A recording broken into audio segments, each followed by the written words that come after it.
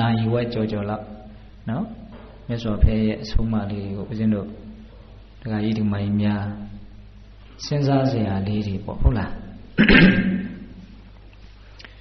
အခုဒီမှာမေဇိမအလင်းဘယ်လိုရည်ရွယ်ချက်နဲ့မေဇိမအလင်းဆိုတဲ့နာမည်လေးပေးထားတာတော့မြတ်စွာဘုရားရဲ့တရားတော်ဟာမေဇိမပฏิပဒါကြတယ်အဲ့ဒီမြတ်စွာဘုရားရဲ့တရားတော်ကိုမေဇိမလို့ကိုးစားပြုပြီးတော့အဲ့ဒီတရားတော်ဒီဟူသောအယောင်လင်းတွေကဘာတဝမ်းပြတ်ပါစေလို့ဒီလိုရည်ရွယ်ချက်နဲ့မြန်မေဇိမအလင်းလို့ပေးထားလားတင်ပါဗျာအဲ့လိုဆိုဦးဇင်းစိတ်ကူးနဲ့တစ်ထပ်ထက်ကြတယ်ပေါ့ကောင်းပါတယ်နော်ပြီးတော့365ရက်ဆွမ်းလောင်းတဲ့နာမည်ကိုကစပြီးတော့ဒါဦးဇင်းတို့အင်မတန်ထူးခြားတယ်လို့ပြောလို့ရပါတယ်ဝါတွင်ဝါဖတချို့ဥပုပ်နေ့လောက်တချို့ဝါတွင်ကာလလောက်ဒီလောက်ပဲဆွမ်းလောင်းကြတာများပါတယ်ခုကအနာမရှိအားမရှိနေတိုင်းဆိုတော့ဒါတော်တော်ချီးကျူးဖို့ကောင်းတဲ့ကိစ္စเนาะဒကာကြီးများကိုဒကာမကြီးများကိုမြောက်ပြောတာမဟုတ်ဘူးเนาะအဲ့တော့အားလုံးမိမိတို့ရဲ့အလုပ်မိမိတို့လုပ်နေတဲ့အလုပ်ရဲ့တန်ဖိုးကိုမိမိတို့ပို့ပြီးတော့သိလေလုပ်ရတာစိတ်ထက်သန်လေပဲဒါလေးကိုဦးဇင်းကဦးစားပေးပြီးတော့ပြောချင်တယ်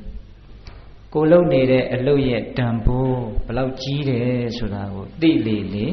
အဲ့ဒီအလုပ်ကိုလုပ်ရတာစိတ်လည်းပါတယ်ပြီးတော့အဲ့ဒီအလုပ်ရဲ့တန်ဖိုးကလည်းပိုကြီးလာတဲ့သဘောရှိတယ်ဟိုစိတ်ကသိပြီးတော့ဝင်စားပြီးတော့တန်ဖိုးထားလာပြီဆိုရင်လုပ်တဲ့အလုပ်ကတန်ဖိုးမထားဘဲနဲ့လုပ်တဲ့အနေအထားမျိုးတဲ့အရည်အသွေးကအများကြီးတာသွားတယ်လေဟုတ်လားဒါကြောင့်ကိုလုပ်တဲ့အလုပ်ရဲ့တန်ဖိုးကိုတတ်နိုင်တဲ့မြတ်စစ်စစ်ပေါက်ပေါက်အသေးစိတ်သိဖို့လိုအပ်တယ်လို့ထင်တယ်နော်ဒါကြောင့်ဦးဇင်းကဒကာကြီးများကိုဒကာမကြီးများကိုလုပ်နေတဲ့အလုပ်တွေရဲ့တန်ဖိုးကိုကိုယ်တိုင်သိဖို့ဒါလေးကိုဦးစားပေးပြီးတော့ပြောချင်ပါမြတ်စွာဘုရားပုဂ္ဂိုလ်၄မျိုးရှိတယ်လို့ဟောထားတာရှိဆလာဝါဒသုတ်တံနဲ့အင်္ဂုတ္တပါဠိတော်စတုတ္ကနိပတ်မှာလာတယ်အကျဉ်းမြင်းလေးတွေကြီးပဲပြောမယ်နော်ဒကာကြီးတို့ဉာဏ်ရှိပါတယ်ကိုယ့်ကိုချဲ့ထွင်ပြီးတော့စဉ်းစားရမယ်ဟုတ်လားနံပါတ်1ပုဂ္ဂိုလ်ကဘာလဲဆိုတော့ကိုကျိုးစည်းဝါးကိုလည်းမကျင့်ဘူးသူတစ်ပါးရဲ့အကျိုးစည်းဝါးကိုလည်းမကျင့်တဲ့ပုဂ္ဂိုလ်တဲ့အဲ့ဒါဘယ်လိုပုဂ္ဂိုလ်မျိုးလဲဆိုတော့ကိုယ်တိုင်လည်းသူတော်ကောင်းတရားကိုဝါသနာမပါဘူးအာမထုတ်ဘူးမလေ့လာဘူးသူတစ်ပါးကိုလည်းပဲသူတော်ကောင်းတရားနဲ့ပတ်သက်ပြီးတော့ဘာမှအထောက်အကူမပြုနိုင်ဘူးမပြောနိုင်ဘူးသူတစ်ပါးကိုဘာအကူအညီမှမပေးနိုင်ဘူးသူတော်ကောင်းတရားနဲ့ပတ်သက်ပြီးတော့နော်အဲ့ဒါလိုပုဂ္ဂိုလ်မျိုးဟာကိုကျိုးစည်းဝါးကိုလည်းမကျင့်ဘူးသူတစ်ပါးရဲ့အကျိုးစည်းဝါးကိုလည်းမကျင့်တဲ့လူအညံ့ဆုံးလူပေါ့နော်နောက်ဒုတိယပါလဲဆိုတော့ကိုကျိုးစည်းဝါးကိုတော့မကျင့်ဘူးသူတစ်ပါးရဲ့အကျိုးစည်းဝါးကိုတော့ကျင့်တယ်တဲ့ကိုကျိုးစည်းဝါးမကျင့်ဘူးဆိုတာကသူတော်ကောင်းတရားကိုကိုယ်တိုင်တော့လေ့လာခြင်းအားထုတ်ခြင်းမရှိဘူးသို့တော့သူတစ်ပါးကိုသူတော်ကောင်းတရားအားထုတ်ဖို့ကြတော့အကူအညီပေးတယ်ပြောပြတယ်တိုက်တွန်းတယ်သူတော်ကောင်းတရားနဲ့ပတ်သက်ပြီးတော့သူတစ်ပါးကိုသိအောင်နားလည်အောင်အကူအညီပေးတယ်တိုက်တွန်းတယ်အဲ့ဒီလိုကိုယ်တိုင်တော့မကျင့်ဘူးကိုကျိုးစည်းဝါးကိုမကျင့်ဘူးသူတစ်ပါးရဲ့အကျိုးစည်းဝါးကိုကျင့်တယ်ဆိုတဲ့လူတစ်မျိုးလေးရှိပါတယ်တဲ့အဲ့ဒါဒုတိယအမျိုးအစားအဲ့ဒီလူကပထမလူထက်သာတယ်အဲ့ဒီလူကနော်ဘာဖြစ်လို့လဲဆိုတော့ तू ကသူများအကျိုးကိုကျင့်လို့ဒါပေမဲ့ तू အကျိုးတော့ကျင့်လားမကျင့်ဘူးနောက်တတိယလူကျင့်တော့ तू စီနီယံလေးနဲ့ तू သွားတာအကြီးအသွေးအနှိမ့်မြင့်လေးကိုစပြီးတော့မြတ်စွာဘုရားကစီးပြတာနော်တတိယလူကျတော့ကိုကျိုးစည်းဝါးကိုတော့ကျင့်တယ်သူတော်ဘာရဲ့အကျိုးစည်းဝါးကိုမကျင့်ဘူးတဲ့ဟောနော်ကိုယ်တိုင်တော့သူတော်ကောင်းတရားကိုလေ့လာတယ်အားထုတ်တယ်ကျင့်ကြံကြိုးကိုအားထုတ်တယ်သို့တော့သူတော်ဘာလေ့လာကြိုးကိုအားထုတ်ဖို့ကြတော့ဘာအထောက်အကူမှမပေးဘူးဘာမှလည်းပြောမပြဘူးဘာမှပရာဟိတကိုစိတ်မဝင်စားဘူးအဲ့ဒါလိုလူမျိုးကြတော့ကိုကျိုးစည်းဝါးကိုတော့ကျင့်တယ်သူတော်ဘာရဲ့အကျိုးစည်းဝါးကိုတော့မကျင့်ဘူးအဲ့ဒီလူကခုနတုန်းက2ယောက်ထက်သာတယ်တဲ့ဟောဒီနေရာလေးမှာနော်ဒကာကြီးတို့စဉ်းစားနော်တချို့ကကိုကျိုးမကျင့်ဘူးသူများအကျိုးကျင့်တယ်အဲ့ဒီလူနဲ့ကိုကျိုးတော့ကျင့်တယ်သူများအကျိုးမကျင့်ဘူးဆိုတဲ့လူနှစ်ယောက်ဘယ်သူကတာလဲအေးကိုကျိုးကျင့်တဲ့လူကတာတယ်နော်အေးကိုကျိုးကျင့်တဲ့လူကတာတယ်အဲ့တော့3ယောက်ရှိသွားပြီနော်အေးစတုထလူမျိုးကြတော့ကိုကျိုးစည်းဝါးကိုလည်းကျင့်တယ်သူတော်ဘာရဲ့အကျိုးစည်းဝါးကိုလည်းကျင့်တယ်အဲ့ဒီလိုလူမျိုးကတော့ခုနတုန်းက3ယောက်တနည်းအားဖြင့်လောကကြီးမှာအမွန်မြတ်ဆုံးသောအဆင့်အမြင့်ဆုံးသောလူစားနော် ကိုကျိုးစီးပွားကိုလည်းကျင့်တယ်သူတော်ဘာရဲ့ကျိုးစီးပွားကိုလည်းကျင့်တယ်ကိုယ်တိုင်သူတော်ကောင်းတရားကိုဝါသနာပါတယ်လေ့လာတယ်ကြိုးစားတယ်အထုတ်တယ်သူတော်ဘာတွေသိဖို့သူတော်ကောင်းတရားကိုသူတော်ဘာတွေနားလည်ဖို့လည်းပဲအများကြီးအထောက်အကူပေးတယ်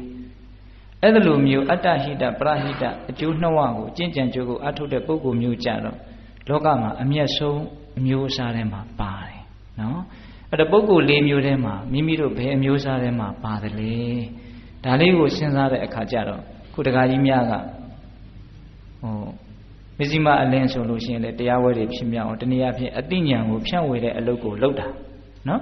365ရက်တခါကြီးများအသင်ကမလုပ်တာတော့သာသနာတော်ကြီးအရှိခတ်ပြီးတော့တည်ထအောင်အာဟာရနဲ့ထောက်ပံ့တာဒါမရှိရင်လည်းမဖြစ်ဘူးအဲ့ဒီအကျိုးတရားလေးတွေကိုဦးလင်ကအသေးစိတ်လေးတူစီပြောသွားမယ်ဟုတ်လားအဲ့တော့မိမိတို့ဟာသူတော်မရဲ့အကျိုးစီးပွားကိုယ့်ရဲ့အကျိုးစီးပွားကိုကျင့်သုံးနေတဲ့သုထမြောက်အမျိုးအစားထဲမှာပါနေတယ်ဒါလေးကိုဝမ်းသာရမယ်ဟုတ်လားမြတ်စွာဘုရားကသူကအဲ့ဒီမှာဥပမာလေးဆက်ပြီးတော့ပြောတယ်ပထမဦးဆုံးသူတော်မအကျိုးကိုလည်းမကျင့်ဘူးကိုယ်အကျိုးကိုလည်းမကျင့်ဘူးဆိုတဲ့လူကြတော့ဘာနဲ့တူလဲဆိုလို့ရှိရင်တောထဲမှာအရင်ကလည်းမီးလောင်ထားလို့ဥမဲတယ်တဲ့အဖျားကလည်းမီးလောင်ထားလို့ဥမဲတယ်တဲ့ခလေကောင်လွတ်တဲ့နေရာလေးကြတော့လည်းပဲကလေးတွေကမစင်ကျင်ကြီးစွန့်ထားလို့ကင်စရာမရှိဘူးထင်ကလတုံးလို့ဦးဇင်းတို့ကျမ်းဂန်ကတော့အဲ့လိုပြောတယ်အိမ်မှာလည်းပဲသုံးမရဘူးတောမှာလည်းပဲသုံးမရဘူးဘယ်နေရာမှာမှသုံးမရတဲ့အောက်တန်းအကျဆုံးအမျိုးအစားကိုယ်အကျိုးကိုလည်းမကျင့်ဘူးသူတော်ဘာအကျိုးကိုလည်းမကျင့်တဲ့လူစားမျိုးပါနော်အေးစတုထမြောက်ပုဂ္ဂိုလ်ကြတော့ကိုကျိုးစီးပွားကိုလည်းကျင့်တယ်သူတော်ဘာအကျိုးစီးပွားကိုလည်းကျင့်တယ်ဆိုတဲ့လူမျိုးကြတော့ဘာနဲ့တူလဲဆိုတော့ဦးဇင်းတို့နွားနို့ကိုချက်လိုက်တဲ့အခါကျတော့နို့ဒန်းဆိုတာဖြစ်လာတယ်နော်အဲ့ဒီနို့ဒန်းကိုဆက်ပြီးတော့ကြိုးစားတဲ့အခါကျတော့ဘာဖြစ်လာတော့ဆိုတော့ထောပတ်ဆိုတာဖြစ်လာတယ်နော်စီဥဆိုတာဖြစ်လာတယ်စီဥဖြစ်လာပြီးတော့ထောပတ်ဆိုတာဖြစ်လာတယ်ပြီးတော့ထောပတ်စီကြီးဆိုတာဖြစ်လာတယ်တဲ့နွားနို့ကနေအဆင့်ဆင့်ပြောင်းသွားတာဟုတ်လားအဲ့ဒါထဲမှာနွားနို့ထဲထောပတ်ကပို့ပြီးတော့မြက်တယ်ထောပတ်တဲ့ထောပတ်စီကြီးကမြက်တယ်ထောပတ်စီကြီးဟာအမြတ်ဆုံးပဲ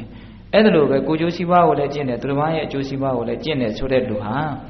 ထောပတ်စီကြီးများလို့အင်မတန်အဖို့တန်တယ်လို့မြတ်စွာဘုရားကအဲ့ဒါလိုဥပမာပေးတယ်အဲ့တော့ကိုယ်တန်မိုးလေးကိုကိုနားလေဖို့ဒါလေးကိုဦးဇင်းကဏိဒန်းချီလိုက်တာဟုတ်လားအဲ့ဒီတော့တခါကြီးတခါမကြီးများတရားပွဲများဖြစ်မြောက်ဖို့ကြိုးစားကြတယ်မြတ်စွာဘုရားရဲ့တရားတော်တွေကိုအိတ်ွေအဖြစ်ဖြစ်စေစာအုပ်အဖြစ်ဖြစ်စေလူကြားတဲ့ကိုရောက်အောင်တနည်းတစ်ဖုံအထောက်အကူပြုပြီးတော့ကြိုးစားကြတယ်ဆိုတာဘာလို့တာတော့ဆိုတော့အတိညာကိုပေးတာဘာလို့တာနော်တပ္ပဒါနံဓမ္မဒါနံဇိနာတိလို့ဒီတခါကြီးဒီကမကြီးတွေအလုံးကြားဖို့တယ်နော်အေးပေးတာကပေးတာထဲမှာဘယ်ပေးခြင်းဟာအမျက်ဆုံးတယ်တော့တရားကိုပေးတာအမျက်ဆုံးတရားလို့ပြောလိုက်တော့လူငယ်တွေရဲ့နားထဲမှာတရားကဘယ်လိုဟာကြီးလဲလို့မျက်စိထဲမှာဉာဏ်ထဲမှာနဝေးတိမ်တောင်ဖြစ်သွားတတ်တယ်တိတိကျကျပြောရရင်အတိဉာဏ်ကိုပေးတာနော်တရားကိုပေးတယ်ဆိုတာဘာကိုပေးတာလဲအေးပေးခြင်းတကပေးခြင်းထဲမှာအဲ့ဒီအတိဉာဏ်ကိုပေးရတာဟာအမွန်မြတ်ဆုံးပဲအစင်ကြယ်ဆုံးပဲနော်ဘာဖြစ်လို့အတိဉာဏ်ကိုပေးရတာဟာအမွန်မြတ်ဆုံးအစင်ကြယ်ဆုံးဖြစ်ရတယ်လေဆိုတော့ဆိုကြပါစို့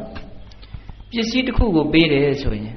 ဒီပစ္စည်းဟာသုံးလိုက်ရင်ကုန်သွားတာနော်ပစ္စည်းကိုပေးတယ်ဆိုရင်အပေးခံရတဲ့လူကဒီပစ္စည်းကိုသုံးလိုက်ရင်တစ်ချိန်ချင်းကြာရင်ဘာဖြစ်သွားမလို့ကုန်သွားတာအတိဉာဏ်ကိုပေးတယ်ဆိုတော့အတိဉာဏ်ရတဲ့လူကအဲ့ဒီအတိဉာဏ်ကကုန်သွားတယ်လို့မရှိဘူးအဲ့ဒီအတိဉာဏ်ကိုရတဲ့လူကဒီဘဝသေသွားအောင်တောင်ခန္ဓာကိုယ်ကြီးကပျက်စီးသွားတယ်သူ့ရဲ့အတိဉာဏ်ကမပျက်စီးဘူး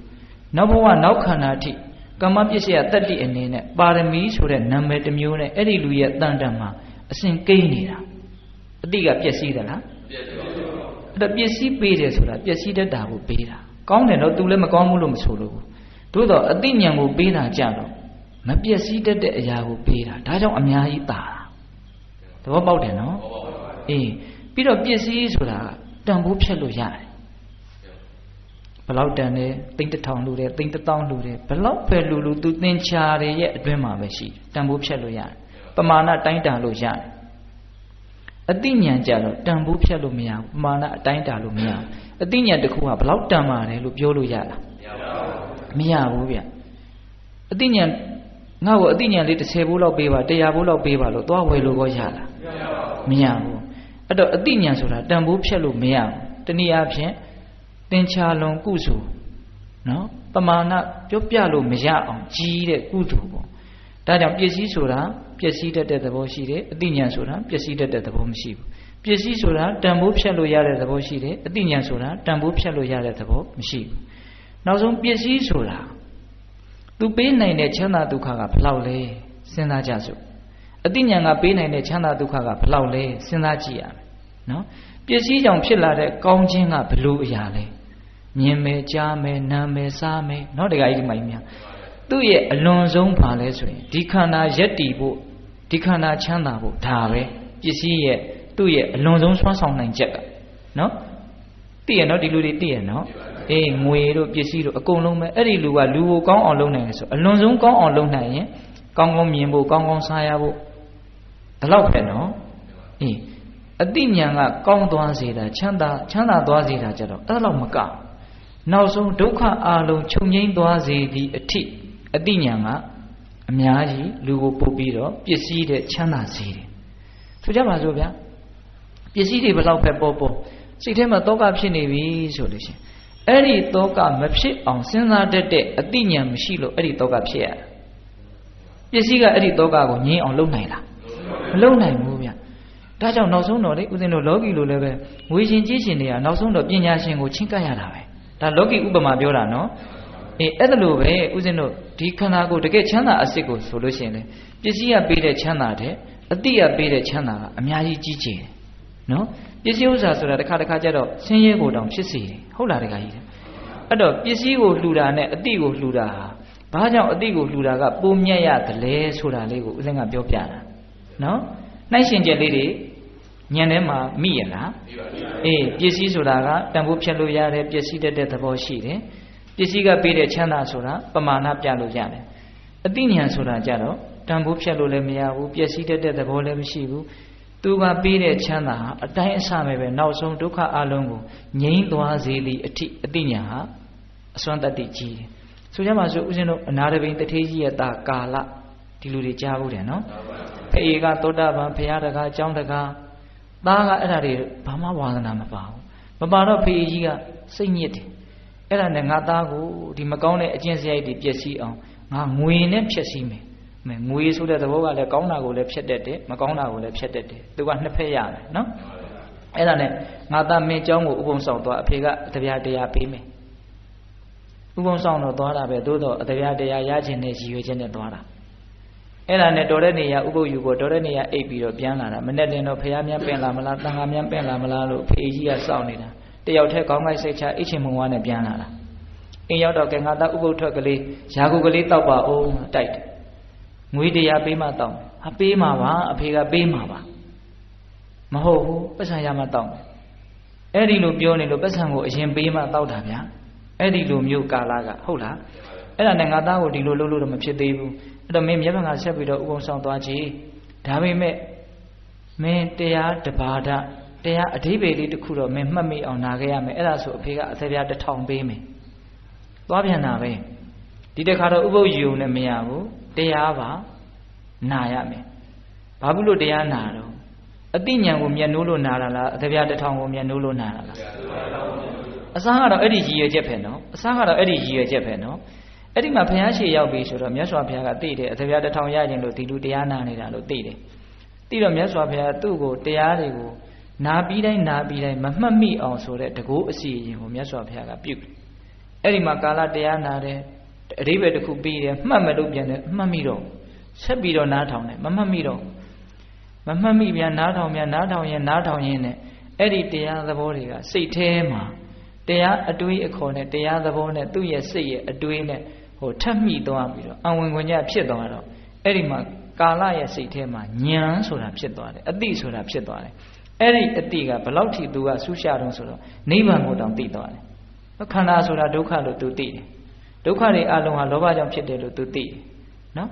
လောဘနည်းလေဒုက္ခနည်းလေလို့သူသိသွားတယ်အဲ့ဒီလောဘနည်းခြင်းဒုက္ခနည်းခြင်းကိုရောက်အောင်မဂ္ဂင်၈ပါးကိုကျင့်ရတယ်လို့အဲ့ဒါလို့သစ္စာ၄ပါးကိုတစ်ပြိုင်တည်းသိပြီးတော့ဟိုသောတာပန်ဖြစ်သွားတယ်ဆိုလိုတာကအတိညာကိုအကြီးအကျယ်သူရသွားတယ်အဲ့ဒီလိုရသွားတော့ဟိုပြောင်းလဲပုံကလေးကိုပြောတာပါ အတိကြောင့်လူတယောက်ပြောင်းလဲသွားမှတကယ်ပြောင်းလဲတာ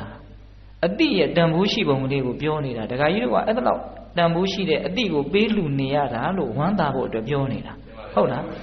အဲ့ဒါနဲ့ကာလကတိသွားတော့မျက်နှာလည်းလုံးဝပြောင်းသွားတယ်အဲ့ဒါနဲ့မနဲ့ကြတော့သူကဘုရားမှုရှိတဲ့တန်ဃာတော်တွေပြင်ပြီးတော့ရှေ့ကနေပြီးတော့အိမ်ကိုဥဆောင်ပြီးတော့ဖျက်စွာဘုရားကိုပင့်သွားတယ်ဖေကြီးကအိမ်ဘောကနေလှမ်းကြည့်တယ်ငါသားအရင်လေးကနဲ့မတူဘူးတဲ့အတိဟာလူတယောက်ရဲ့အမူအရာမျက်နှာအနေအထားကိုပါပြောင်းလဲသွားစေတယ်အဲ့ဒါနဲ့အိမ်ရောက်တော့ဘုရားမှုရှိတဲ့တန်ဃာတော်တွေကိုနေရာချအဲ့မှာကာလကစဉ်းစားနေတဲ့အဖေကငါ့ကိုမြတ်စွာဘုရားရှိတန်ဃာတော်တွေရဲ့ရှေ့မှာအသပြားထောင်တော်ကြီးမပေးလိုက်ပါစေနဲ့ရှက်လွန်းလို့ငါ့ကိုအသပြားတစ်ထောင်ရမှတရားနာတယ်လို့ तू မသိစီခြင်းဘူးဒါပေမဲ့ तू ဆူတောင်းမပြေဘူးဗျာတခါကြီးကအဲ့ဒီမှာအသပြားထောင်တော်ယူလာတယ်ငါသားယာကုမတော့မှဆိုလို့လေအရင်နေ့ကယာကုမတော့ဖဲကိုအာမိတာကိုအဲ့လောက်တန်ဖိုးထားနေတာလေရှက်ရကောင်းမှမသိကြောက်ရကောင်းမှမသိအခုကြတော့အဲ့ဒီမှာအသပြားထောင်တော့ကို तू မယူဘူးဗျာဘယ်လောက်ပေးလို့မှမယူဘူး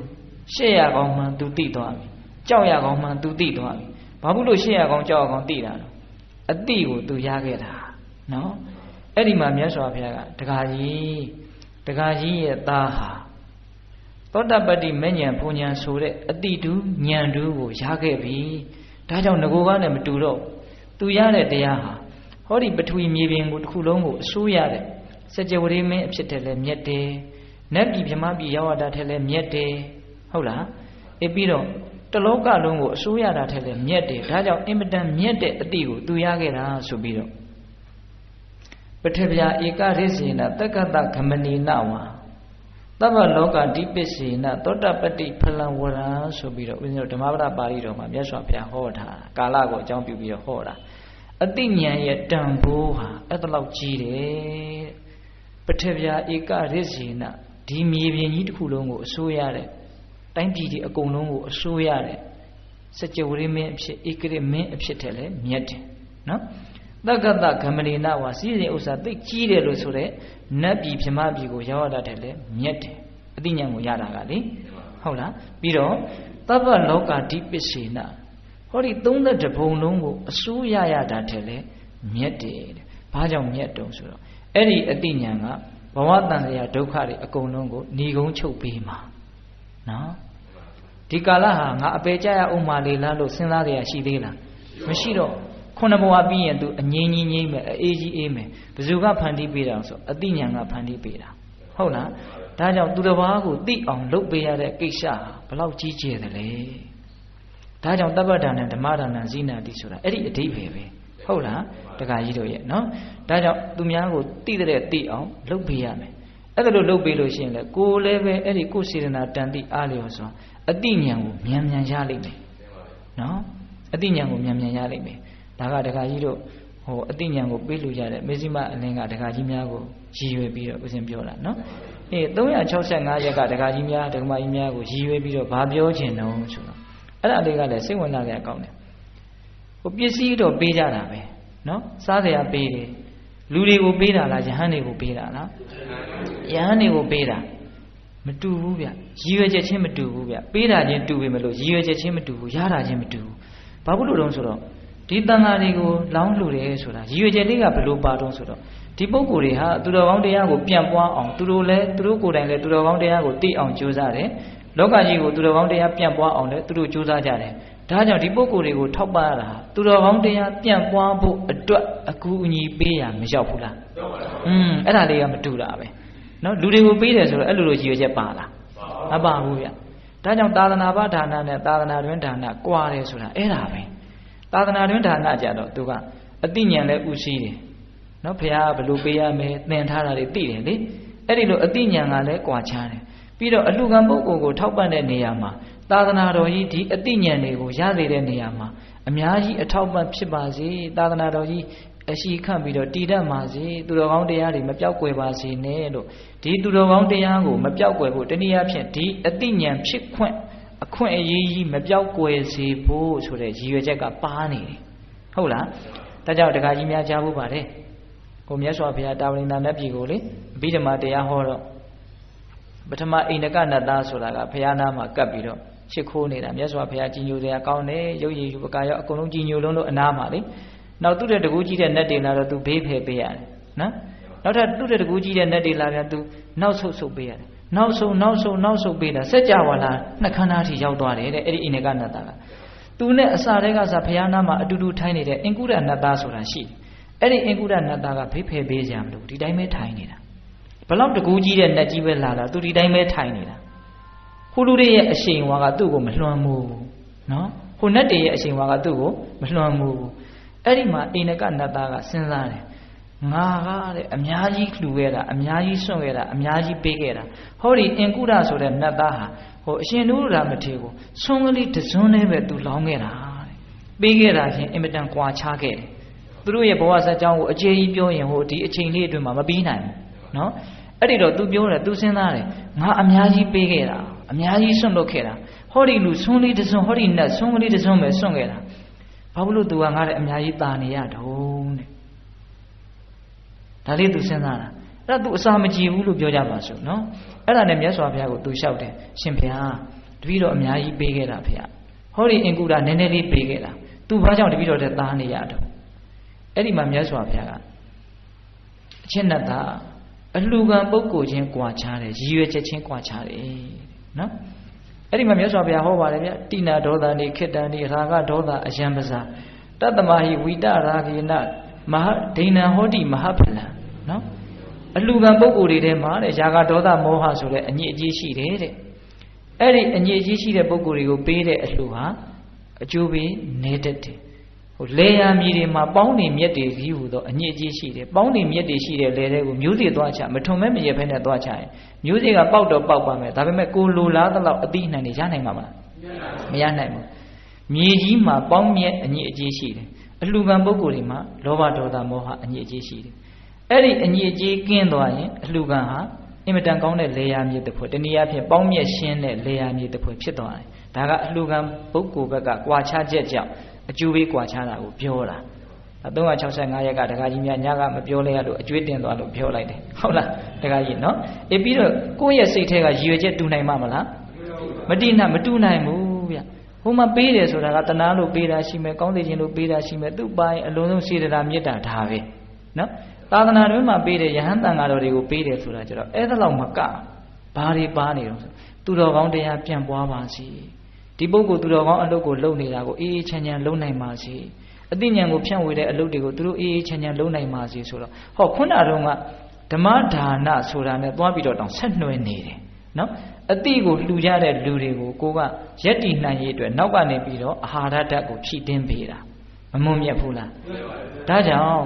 ်သာသနာ့တွင်မှာပေးရလှူရတဲ့တန်ဃာတော်တွေကိုပေးရလှူရတဲ့အလှူဟာဒီပြင်အလှူနဲ့မတူဘူးဒါသဘာဝကြကြဥစဉ်စဉ်းစားတာနော်တဘာဝမကြဘူးထင်လို့ရှိရင်လည်းဦးသိန်းကိုစောတကတက်နိုင်တယ်နော်တခါကြီးမိုက်မြဟုတ်လာ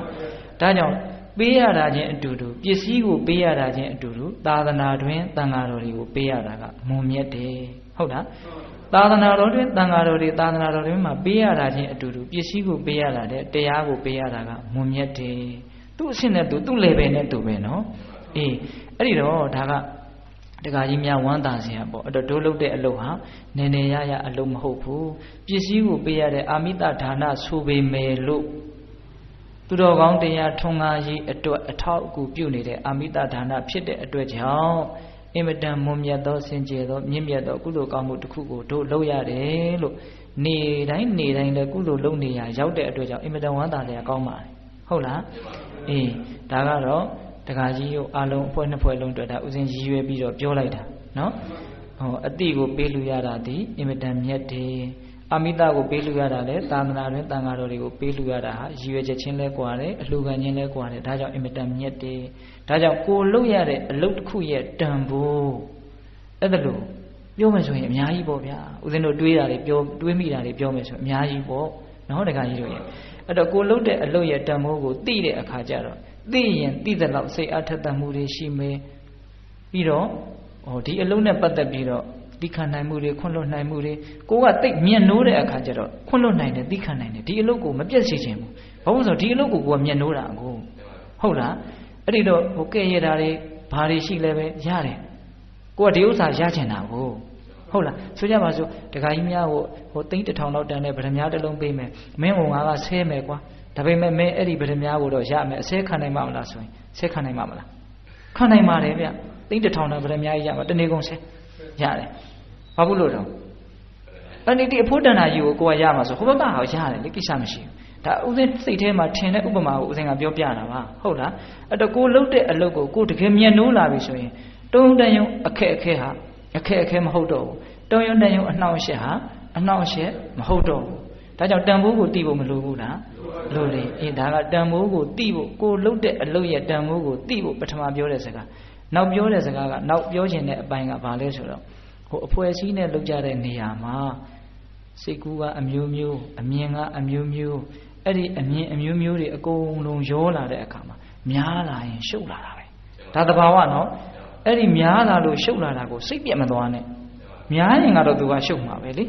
ေဟုတ်လားအဲ့ဒီများနေတာတွေကိုမရှုပ်စေပဲနဲ့ဒီအရှုပ်တွေဒီအများတွေကြားတဲ့ကပဲခုနကတော့အသိဉာဏ်လေးတွေဥစည်းပြီးတော့ဟိုကောင်းကောင်းလေးဆက်လက်ပြီးတော့တီတီတက်တက်ရက်တီသွားနိုင်ဖို့အထောက်အကူပြုဖို့ဒီစကားလေးကိုဦးဇင်းကပြောချင်တာအဲ့ဒါဘာလဲဆိုတော့ဟိုကိုနားလည်ဖို့လိုတယ်ကိုတကယ်နားလည်လို့ရှိရင်ဟိုသူများကိုလည်းနားလည်တယ်လောက်ရကန်ရတာအားလုံးလည်းအဆင်ပြေတယ်အဲ့တော့ဦးဇင်းကဒီအပိုင်းနဲ့ပတ်သက်ပြီးတော့အဆင့်မျက်နှာလေးကိုပြောမယ်တခါကြီးတို့ဟိုဉာဏ်ရှိတယ်ဆိုတာကိုယုံကြည်လို့မျက်နှာလေးကိုရွေးပြီးတော့ပြောတာနော်ဒါရှင်သာရိပုတ္တရာကရှင်မဟာမောက္ကလန်နဲ့ဆွေးနွေးတဲ့တရားလေးပါဒီတရားလေးကဦးဇင်းတို့မေဇိမနိကေမှာလေအနင်္ဂနသုတ်တံဆိုပြီးတော့ရှိတယ်ယဟန်တို့တွေကိုအဓိကဦးစားပေးပြောတာအဲ့ဒီမှာတခါကြီးတို့နဲ့တိတ်ပြီးတော့မဆိုင်တဲ့ဟိုတိတ်ပြီးတော့ကျေဝန်းတယ်ထင်တဲ့အရာလေးတွေကိုဦးဇင်းချန်ထားခဲ့ပြီးတော့သက်ဆိုင်တာလေးတွေကိုပဲကောင်းထုတ်ချက်ကလေးဆွဲပြီးတော့ဦးဇင်းပြောသွားမယ်နော်အနင်္ဂနသုတ်တံတဲ့ဒါလေးတော်တော်ကောင်းပါလေအနင်္ဂနဆိုတာနအင်္ဂနအင်္ဂနဆိုတာအညစ်အကြေးနဆိုတာမရှိတာအညစ်အကြေးမရှိတန်ရှင်းစင်ကြယ်တဲ့လူသားတစ်ယောက်ပေါ့ဆိုလိုတာကနော်အဲ့ဒီမှာရှင်သာရိပုတ္တရာစပြီးတော့ပြောတယ်ငါရှင်မောက္ကလန်တဲ့ဟောဒီလောကကြီးမှာအညစ်အကြေးတွေရှိနေတာကိုအညစ်အကြေးတွေရှိနေတယ်လို့မသိတဲ့လူကတစ်ယောက်သိတဲ့လူကတစ်ယောက်တဲ့စူးစူးဆိုင်နားထောင်နော်ကိုယ်တန်တမှာအညစ်အကြေးတွေရှိနေတာကိုရှိနေပါတယ်လို့သိတဲ့လူကတစ်ယောက်မသိတဲ့လူကတစ်ယောက်အဲ့ဒီလူနှစ်ယောက်မှာမသိတဲ့လူတဲ့သိတဲ့လူကတာတယ်တဲ့တချို့ဟုတ်တယ်ကိုအညစ်အကြေးရှိလို့ရှိမှမသိဘူးကိုကောင်းတယ်ထင်နေတာဟုတ်လားတချို့ကကိုမကောင်းတာကိုမကောင်းဘူးလို့သိတယ်အဲ့မှာမကောင်းတာကိုမကောင်းဘူးအညစ်အကြေးရှိတာကိုရှိတယ်လို့သိတဲ့လူကမသိတဲ့လူတွေပါတယ်တော့တာတယ်ဘာပြုလို့လဲဆိုတော့ဒီအညစ်အကြေးကိုရှိမှန်းသိတဲ့အခါကျတော့ तू ပြောင်းစင်အောင်ဆေးကြောမဲ့အလားအလာတွေရှိပြီးတော့ပြောင်းစင်အောင်ဆေးကြောသွားမဲ့အကြောင်းရှိနေတဲ့အတွက်ကြောင့်ပဲတဲ့ဟုတ်လားအဲ့ဒီမှာမြတ်ရှင်သာရိပုတ္တရာဥပမာလေးပေးတယ်ဈေးထဲကနေပြီးတော့ဟိုကြေးခွက်တစ်ခွက်ကိုဝယ်ထားပြီးတော့မသုံးမဲနဲ့ပြစ်ထားတော့ကြေးကြီးတွေတဲ့အမိုက်တွေဖုံတွေမြူတွေတင်ပြီးတော့မဲတူးနေတဲ့ကြေးခွက်ကြီးတစ်ခွက်နော်အဲ့ဒါကိုအညစ်အကြေးရှိတယ်လို့သိတဲ့လူကဟာဒီဟာလေးကကြေးခွက်ပဲအဖိုးတန်လေးပဲဆိုပုတ်တိုက်ပြီးပြောင်းဝင်းပြီးတော့ဟောအညစ်အကြေးရှိတာကိုရှိတယ်လို့သိတော့ပုတ်တိုက်လိုက်တဲ့အခါကျဘာဖြစ်သွားတော့ပြောင်းဝင်းတန့်ရှင်းသွားတယ်တဲ့အညစ်အကြေးရှိတာကိုရှိတယ်လို့မသိတဲ့လူကြတော့ဒါကြီးကို तू ပုတ်တိုက်ပါမလားမပုတ်မတိုက်ဘူးအဲ့ဒါသူတို့နှစ်ယောက်ကတတွဲနော်နောက်တတွဲကြတော့ကိုယ်တန်တမှာအညစ်အကြေးကင်းနေတာကိုဟောတချို့ကြတော့လောဘဒေါသပင်ကိုယ်ကစားနဲလာတာရှိရလေအဲ့လိုအညစ်အကြေးကင်းနေတာကိုအညစ်အကြေးကင်းတယ်လို့သိတဲ့လူကတယောက်မသိတဲ့လူကတယောက်တည်းဟောတချို့ကိုအညစ်အကြေးကင်းတယ်ငါဒီနေရာမှာစိတ်ဓာတ်ကလေးဖြူစင်တယ်လို့ဖြူစင်တာကိုဖြူစင်တဲ့အတိုင်းအမှန်တိုင်းသိတယ်တချို့ကကိုအညစ်အကြေးကင်းတာကိုပဲကင်းတယ်လို့ကိုတန်ဖို့ကိုမသိဟောအဲ့ဒီလူလည်းမသိတဲ့လူတွေသိတဲ့လူကမြတ်တယ်တဲ့ဘာဖြစ်လို့လဲဆိုတော့အညစ်အကြေးကင်းတာကိုကင်းတယ်လို့မသိတဲ့ပုဂ္ဂိုလ်ဟာတဲ့ဒီဟာကိုတန်ဖိုးထားရကောင်းမှမသိတဲ့အတွက်ကြောင့်မဆောင်ရှောက်တဲ့အတွက်ကြောင့်မကောင်းတာတွေအာယုံပြုနှလုံးသွင်းပြီးတော့အညစ်အကြေးရှိတဲ့ဘဝကိုရောက်သွားတတ်တယ်တဲ့နော်ကောင်းတယ်နော်တခါကြီးတို့အေးအညစ်အကြေးမရှိတာကိုမရှိဘူးလို့သိတဲ့လူကြတော့ဒါလေးကိုတန်ဖိုးထားပြီးတော့အညစ်အကြေးကင်းအောင်သူဆက်ပြီးတော့ထိန်းနေတဲ့ထိန်းတဲ့အတွက်ကြောင့်သူအညစ်အကြေးကင်းတဲ့ဘဝကိုသူရက်တည်ရဥပမာတဲ့ဈေးကနေဝဲလာတဲ့ကြေးကွက်ကလေးပို့တိုက်ထားလို့ပြောင်းဆင်းနေတယ်ဆိုကြပါစို့အဲ့ဒါကိုမသိတဲ့လူကဒါကိုတန်ဖိုးထားရမှမသိတော့ပြစ်ချင်ရပြစ်ထားတော့ခဏလေးတော့အညစ်အကြေးတွေကဘာဖြစ်သွားလဲတင်သွားရောအညစ်အကြေးမရှိတာကိုမရှိဘူးလို့သိတဲ့လူကြတော့ဒါလေးတန်ရှင်းနေတယ်ဒီတိုင်းပြစ်ထားရင်တော့အညစ်အကြေးတွေတင်တော့မှာပဲအချင်းကြီးတွေတက်တော့မှာပဲလို့အညစ်အကြေးကင်းတာလေးကိုတန်ဖိုးထားပြီးတော့နော်ဘီယိုတဲ့တိမ်ထားမယ်မမှန်ကောင်တာလေးတဲ့ထည့်ထားမယ်ဆိုဟောတန်တန်ရှင်းရှင်းတတ်တတ်ရလေးမဖြစ်ဘူးလားဒါကြောင့်အညစ်အကြေးကင်းရင်လည်းကင်းတယ်လို့သိရမယ်ကိုကောင်းတာကိုလည်းကောင်းတယ်လို့သိရမယ်ကိုမကောင်းတာလည်းမကောင်းဘူးလို့သိရမယ် ဒါအခြေခံလေးနော်အဲ့ဒါလို့ရှင်သာရိပုတ္တရာကရှင်မောက္ကလံကိုအမိန့်ရှိတော့ရှင်မောက္ကလံကမေးတယ်ငါရှင်သာရိပုတ္တရာသင်ကအညစ်အကြေးလို့အခုပြောနေတယ်တဲ့အညစ်အကြေးဆိုတာဘာလဲတဲ့သိကောင်းတဲ့မေးခွန်းပဲတရားဓမ္မတို့ဦးဇင်းတို့သမန်ငါရှံကအဖြစ်တော့သိထားတယ်နော်လောဘဒေါသမောဟဟာအညစ်အကြေးပါပဲတကယ်တမ်းကတော့အဲ့ဒီမှာ तू ကဒီလောဘဒေါသလေးကိုပဲတစ်မျိုးကလေးပြောပြတယ်စိတ်ဝင်စားစရာကောင်းတယ်ဗျအညစ်အကြေးဆိုတာဘာလဲအဲ့ဒီလောဘဒေါသလေးကိုပဲနာမည်တစ်မျိုးနဲ့ပြောပြတယ်နော်အဲ့ဒါကလက်တွေ့ကြလုံးလို့ဦးဇင်းကပြောချင်တာအဲ့ဒီမှာရှင်သာရိပုတ္တရာကငါရှင်မောက္ကလံတဲ့အညစ်အကြေးဆိုတာဘာလဲတဲ့အဲ့ဒါဘာလဲဆိုလို့ရှိရင်သာသနာတော်မှာယဟန်တစ်ပါးဟာအာဘတဲ့နဲ့ဆိုကြပါစို့အာဘတဲ့နဲ့ဆိုတာအပြစ်ဖြစ်တာပေါ့နော်အဲ့ဒီအာဘတဲ့နာကိုငါအပြစ်ဖြစ်နေတာကိုဒီပြင်ယဟန်နေမသိပါစေနဲ့လို့စိတ်ကူးတယ်ဒါမကောင်းတဲ့စိတ်ကိုမကောင်းတာကိုသူများကိုကောင်းတယ်လို့ထင်စေချင်တာအဲ့ဒါလို့သူကအပြစ်ဖြစ်နေတာကိုအပြစ်ဖြစ်တယ်လို့မသိပါစေနဲ့လို့သူစိတ်ကူးပဲမလို့ဟာအပြစ်တွေကကြီးလွန်းလာရင်ပုတ်ရင်ပေါ်မှာပဲဟုတ်ရင်ကြုံမှာပဲလေအဲ့တော့ဘေးကတိကုန်ရောဆိုကြပါစို့အဲ့ဒီလိုလဲတိလိုက်ရောစိတ်တူတယ်စိတ်ကမချမ်းသာဘူးစိတ်မချမ်းမြေ့ဘူးတဲ့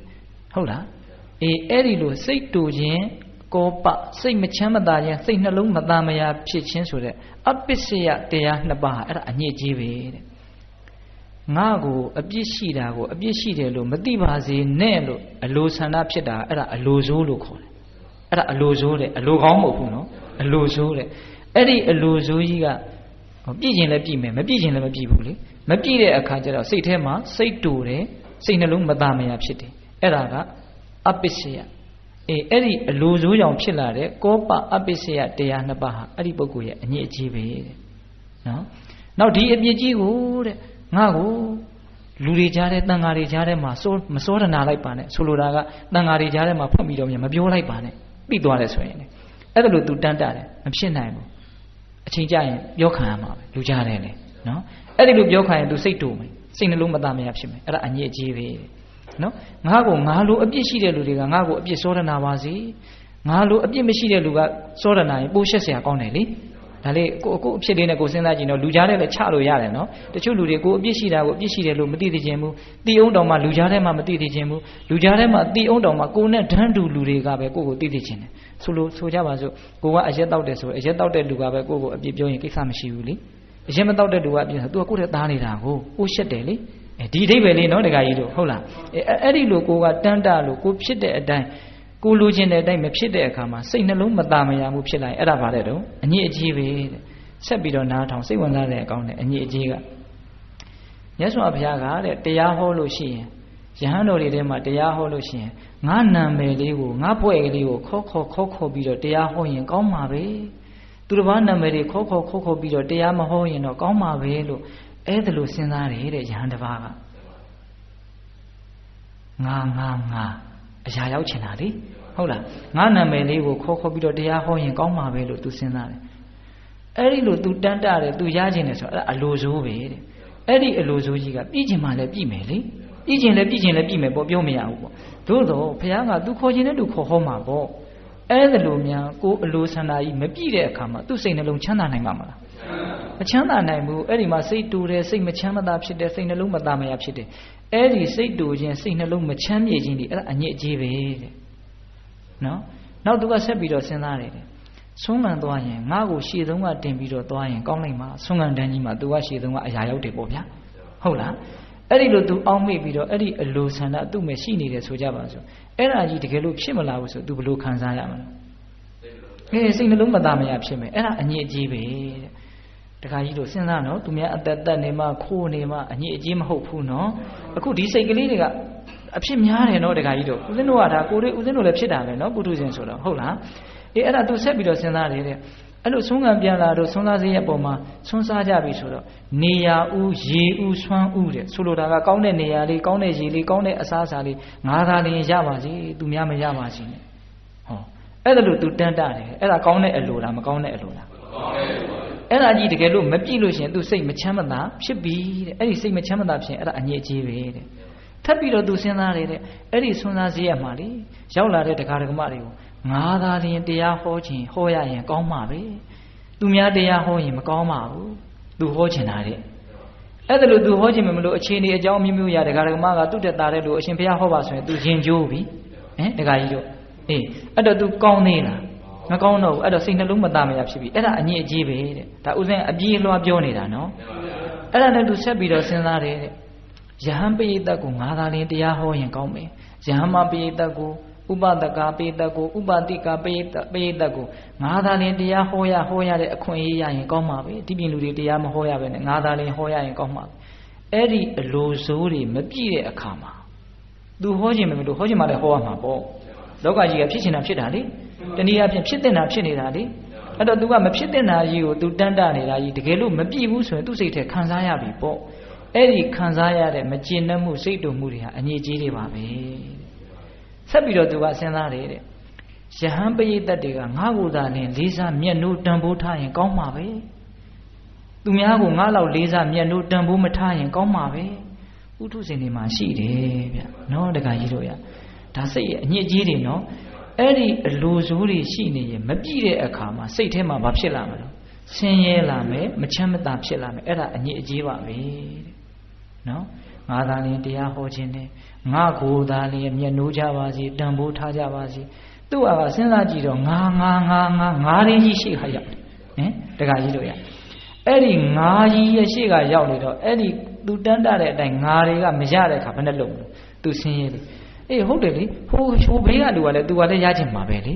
အဲ့တော့ငါချင်းဘာလုပ်ကြလဲတိုက်ခိုက်ကြတယ်ငါချင်းစစ်ပြုကြတယ်ငါချင်းပြိုင်ဆိုင်နေတယ်အဲ့တော့မရတဲ့ငါဒုက္ခရောက်ကြရောနော်အဲ့တော့ဒုက္ခမရောက်ချင်ရင်ကိုယ်ငါကလေးကိုလုံခြုံသိမ့်ထားရင်အကောင်းဆုံးပဲတခါကြီးတို့နော်ကိုယ်ငါကလေးကိုနှိပ်ကွတ်နိုင်ရင်အကောင်းဆုံးပဲအဲ့ဒီကိုယ်ငါကြီးကိုရှေ့တန်းတင်ထားတော့အဲ့ဒီရှေ့တန်းအတင်တဲ့အတိုင်းကိုယ်ငါကြီးကမပြည့်ဝဘူးဆိုကြပါစို့သူများငါကနိုင်သွားပြီဆိုကြပါစို့ရှုံးသွားတဲ့ငါဘယ်လိုခံစားရမလို့အစာတွေကစားအဲ့ဒီပြိုင်ပွဲထဲမှာမပါဘူးဆိုရင်မကောင်းဘူးလားကောင်းတယ်နော်အဲ့တော့နေရာတကာမှာအေးချမ်းခြင်းနဲ့တည်ငြိမ်ခြင်းနဲ့တကယ်အည်အသွေးရှိခြင်းနဲ့ဆိုရင်အဲ့ဒီအညစ်အကြေးတွေကိုပြောင်းဆင်အောင်စေကြိုးရမယ်ဟုတ်လားဒါကြောင့်ငါကိုယ်သာလည်းမျက်နှိုးကြစေငါကိုယ်သာလည်းတန်ဖိုးထားကြပါစေဒီစိတ်တွေဟာအလိုစိုးတွေဒါတွေမပြည့်ရင်စိတ်ဆင်းရဲမယ်စိတ်ညစ်မယ်အဲ့ဒါအညစ်အကြေးပဲတဲ့နော်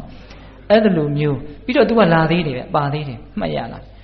းကောင်းတဲ့ဆွမ်းတွေငါသာလင်ရပါသည်ကောင်းတဲ့သင်္ကန်းငါသာလင်ရပါသည်ကောင်းတဲ့ကြောင်းတွေငါသာလင်ရပါသည်ကောင်းတဲ့ဆေးတွေငါသာလင်ရပါသည်ဆိုလိုတာကလူနေမှုအဆင့်အတန်းငါသာလင်မြင့်ပါသည်အဲ့ဒီလိုဆိုရင်အဲ့ဒါတွေမမြင့်တဲ့အခါ तू ဘယ်လိုခံစားရမလဲအေးအဲ့တော့ငါရှင်မောက်ကလန်အညစ်အကြေးဆိုတာအဲ့ဒါတွေပဲတဲ့အတူချုပ်လိုက်တော့နှလုံးထဲရဲ့အလိုစိုးကြောင့်အလိုစိုးကြီးမပြည့်ဝတဲ့အခါမှာစိတ်တူခြင်းစိတ်မချမ်းမြေခြင်းဟာအဲ့ဒါအညစ်အကြေးပဲတဲ့အဲ့တော့စိတ်တူတဲ့စိတ်မချမ်းမြေဆိုအလကားဖြစ်တာမဟုတ်အဲ့ဒီအလိုစိုးကြောင့်ဖြစ်တာအစာတွေကစားအလိုစိုးမရှိဘူးဆိုရင်အလိုစိုးမပြည့်ဝလို့ဖြစ်ရတဲ့စိတ်ဆင်းရဲမှုရှိနိုင်မှာမလားမရှိနိုင်ဘူးဒါကြောင့်အလိုစိုးကကြောက်စရာကောင်းတယ်နော်အဲ့ဒီမှာဆက်ပြီးတော့ပြောတယ်ရှင်သာရိပုတ္တရာကငါရှင်မောက်ကလန်တဲ့ယဟန်တစ်ပါးဟာမထေကြီးပဲဖြစ်ဖြစ်မထေလက်ပဲဖြစ်ဖြစ်ယဟန်တစ်ပါးဟာသူ့တန်တန်မှာအဲ့ဒါလိုအညစ်အကြေးတွေရှိတာကိုဘေးကလူတွေကသိနေတယ်နော်ဒီပုဂ္ဂိုလ်နေရာတကာငါကြီးရှေ့တန်းတင်နေတယ်သူကြီးကောင်းတာရခြင်းတယ်သူကြီးကောင်းတာဖြစ်ခြင်းသူကြီးရှေ့ကရောက်ခြင်းအဲ့ဒီလိုသိနေတယ်ဆိုကြပါတော့သူ့မှာအဲ့ဒီအညစ်အကြေးတွေရှိတာကိုဘေးကသိနေတယ်ဆိုကြပါစို့အဲ့ဒါသူကပန့်တကူဒူရင်ဆောင်းတယ်ဗျာသင်္ကန်းဆိုလဲ3တယ်ဟုတ်လားပိန်တပတ်ဒူရင်ဆောင်းတယ်ဗျာပတ်တပိုင်းစားတယ်ဆွန့်ခံစားတယ်ဗျာလူသူဝေးတဲ့ကြောင်းမှနေတယ်ဗျာဟောအပေါ်ယံကတော့ကြည်ညိုစရာပဲနော်အဲ့ဒါလို့အပေါ်ယံကြည်ညိုစရာကောင်းတဲ့အသွင်အပြင်ရှိပေမဲ့လို့သူ့ရဲ့အတွင်းမှာအညစ်အကြေးတွေရှိနေတယ်ဆိုရင်သိနေတဲ့လူကဘယ်သူကမှမလေးစားပါဘူးတဲ့ကဲမှန်လိုက်တာနော်တခါကြီးမိုက်များအပေါ်ယံအနေထိုင်ဘလောက်ကောင်းကောင်းအတွင်းမှာအဲ့ဒီအညစ်အကြေးရှိနေတယ်ဆိုတော့သိအလကားပါစိတ်ထဲမှာတန်ဖိုးမထားနိုင်ဘူးအဲ့ဒါကိုရှင်သာရိပုတ္တရာဥပမာလေးနဲ့ပြောတယ်သူ့တုတ်တန်ကသူကကြီးကွက်ကြီးဥပမာပေးတာညာကသိကြီးတာကိုဗျအဲ့ဒါလူတယောက်ကတဲ့ကြေးကွက်ကလေးကိုပြောင်းဆင်းတန့်ရှင်းနေအောင်တိုက်ချွတ်ပြီးတော့အဲ့ဒီကြေးကွက်ကလေးတွေကိုငွေကောင်ပုတ်ဖြစ်စီခွေးကောင်ပုတ်ဖြစ်စီထည့်တာပုတ်ဆိုညီနှောနမ်းပြီးတော့လောက်တွေတဖွာဖွာကျနေတယ်အပုတ်ပေါ့နော်အဲ့ဒါကိုတခါအပေါ်ကတန့်ရှင်းတဲ့ကြေးကွက်တစ်ခွက်အုပ်ပြီးတော့ကျူးကောင်းကောင်းလေးနဲ့ခြီးပြီးတော့လက်ဆောင်သွားပြီးဟာခွက်ကလေးကလည်းတန့်နော်အဲ့ဒါနဲ့လက်ဆောင်ကကောင်းလာရလားလို့လှက်ကြည့်တော့ထဲကဘာတွေတော့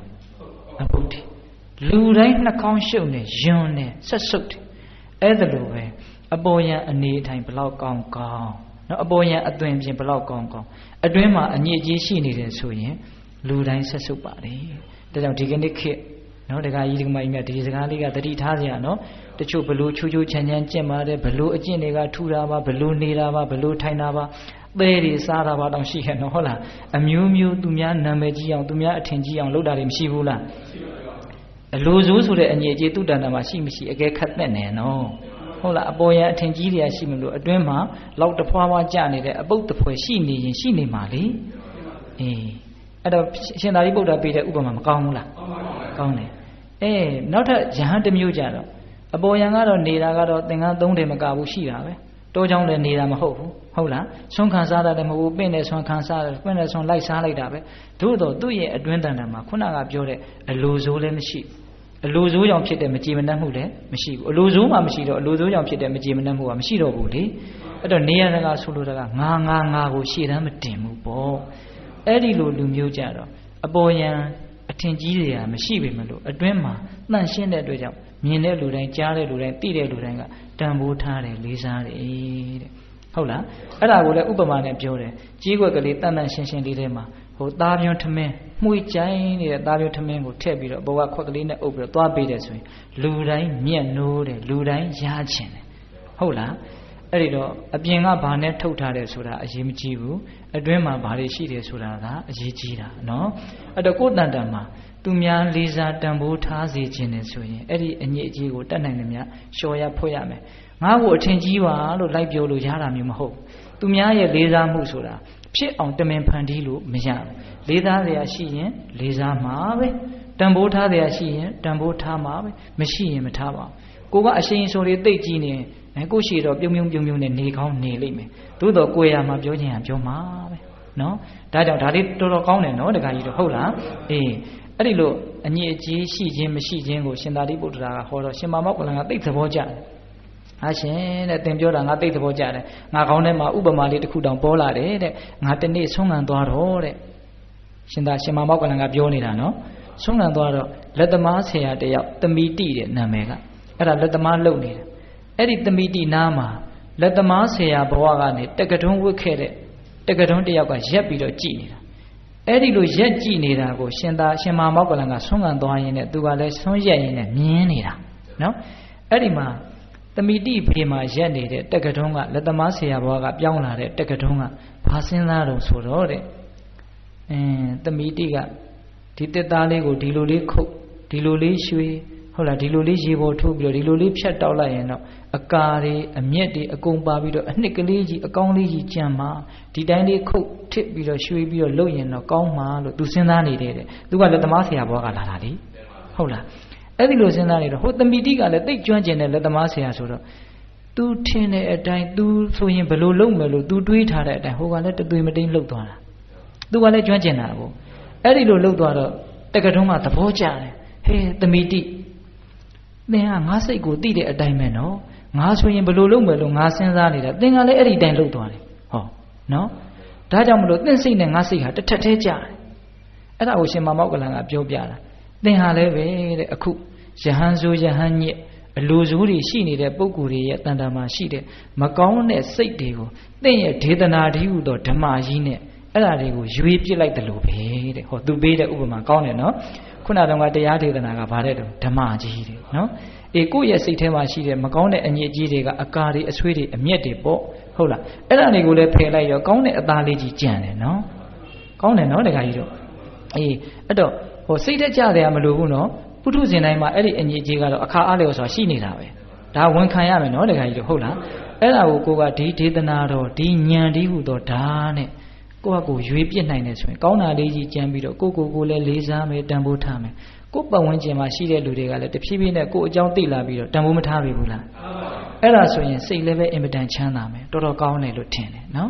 ်အဲ့ဒါအနင်္ဂနသုတ်တံတဲ့ဒါဥစဉ်တို့လည်းပဲနှလုံးသွင်းစရာကောင်းတယ်ဒကာကြီးဒကာမကြီးများလည်းနှလုံးသွင်းစရာကောင်းတယ်အထူးသဖြင့်အဖွဲ့အစည်းနဲ့လုပ်နေတဲ့လူတွေဟာနှလုံးသွင်းစရာကောင်းတယ်နော်ဘာဖြစ်လို့လဲဆိုတော့ကိုယ့်ကိုသူများလေးစားဖို့တန်ဖိုးထားဖို့လူတိုင်းရချင်တယ်ရကျင်တယ်ဆိုရင်ဘာလို့ရမှာတော့အညစ်အကြေးနည်းနိုင်တယ်များနည်းအောင်လုပ်ရမယ်ဟုတ်လားအညစ်အကြေးနည်းလာတာနဲ့အမျှကိုယ့်ရဲ့နေတာထိုင်တာမေတ္တာစေတနာတွေကြီးလာတာနဲ့အမျှတနည်းအားဖြင့်ငါဆိုတာတွေနည်းသွားတာနဲ့အမျှဘေးကကိုယ့်ကိုလေးစားမြတ်လို့တန်ဖိုးထားတာတွေရှိလာတော့ကိုယ်လည်းကြည်နူးရတာပေါ့ မကောင်းဘူးလားအဲ့ဒါကတော့အာလုံးသောအညစ်အကြေးရှိကြတဲ့ပုဂ္ဂိုလ်တွေအညစ်အကြေးကင်းကျင်ကြတဲ့ပုဂ္ဂိုလ်တွေအတွက်တနည်းအားဖြင့်ကိုယ့်ကိုယ်ကိုအဆင့်မြင့်ကျင်ကြတဲ့ပုဂ္ဂိုလ်တွေအတွက်တန်ဖိုးထားတဲ့သုတ်တန်တစ်ခုလို့ဦးဇင်းတို့ယူဆပါတယ်ဟုတ်လားဒါကြောင့်ဒီဒေသနာလေးကတော့အဖွဲ့အစည်းနဲ့နေသည်ဖြစ်ဖြစ်အဖွဲ့အစည်းနဲ့မနေသည်ဖြစ်စေဘလို့ပဲဖြစ်ဖြစ်ပါအင်မတန်အသုံးတဲ့လိမ့်မယ်လို့ထင်တယ်နော်ဒါကြောင့်အညစ်အကြေးရှိရင်လည်းရှိတယ်လို့သိပါစေတိုက်ချွတ်နိုင်အောင်နော်မရှိရင်လည်းအညစ်အကြေးမရှိရင်လည်းမရှိဘူးလို့သိပါစေစောင့်ရှောက်နိုင်အောင်မတူဘူးနော်အညစ်အကြေးရှိရင်ရှိတယ်လို့သိပါစေတိုက်ချွတ်နိုင်အောင်အညစ်အကြေးမရှိတာကိုမရှိဘူးလို့လည်းသိပါစေစောင့်ရှောက်နိုင်အောင်နော်ဒါကြောင့်အညစ်အကြေးဆိုတာဘာလဲသိကြပြီနော်မလိုလားတဲ့ငါကိုရှေ့တန်းတင်ပြီးတော့လိုချင်တဲ့အခါအဲ့ဒါကြီးမပြည့်ဝတော့စိတ်တူရတယ်စိတ်ညစ်ရတယ်အဲ့ဒါအညစ်အကြေးပဲနော်ဒါကြောင့်တရားကြီးများကိုဦးဇင်းတို့နှစ်ပိုင်းပြောရတယ်45မိနစ်ရှိသွားပြီနော်စိတ်ဝင်စားတယ်ထင်လို့နည်းနည်းလေးရှည်ရှည်လေးပြောလိုက်ပါတယ်ဟုတ်လားအဲ့တော့ဘာတွေပြောလိုက်တော့အတိကိုပေးလှူနေကြတယ်မစ္စည်းမအလင်းတကာများနော်365ရက်လည်းအတိလှူတာပါပဲဟုတ်လားညာကတရားပွဲလုပ်တာဦးဇင်းဘာမှမပြောလဲရဘူးဦးဇင်းတာဝန်မကျေလို့ဖြစ်သွားတာကိုဟုတ်လားဦးဇင်းကအချိန်ကတနာကြီးဆိုတော့စိတ်ကလည်းလောသွားတော့မေ့သွားတာဟုတ်လားအဲ့တော့ဘာတွေအခုဦးဇင်းဘာတွေပြောလိုက်တယ်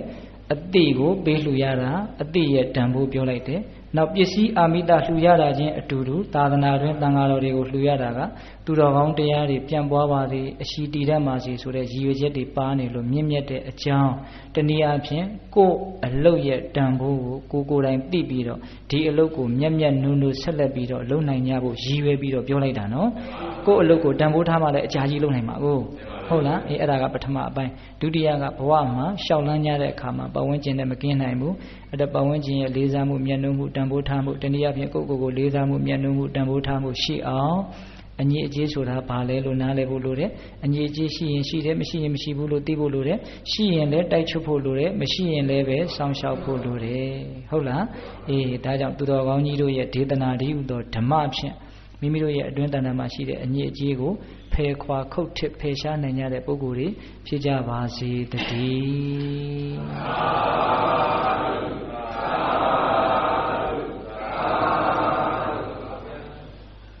ကံအားလုံးကိုယ်စိတ်နှဖျားချမ်းသာကြပါစေဗျာ